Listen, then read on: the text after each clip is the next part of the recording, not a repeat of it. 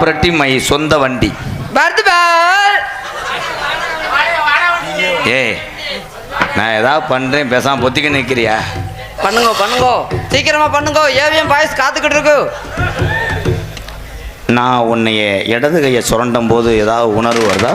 பீ வாடதே வரும். என்ன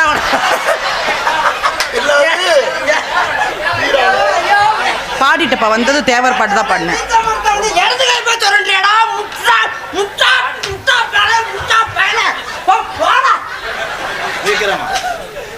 வலது கை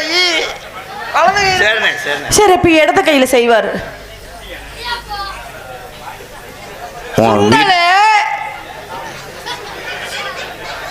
நீ சாப்பிடும் போது நான் என்ன செய்ய?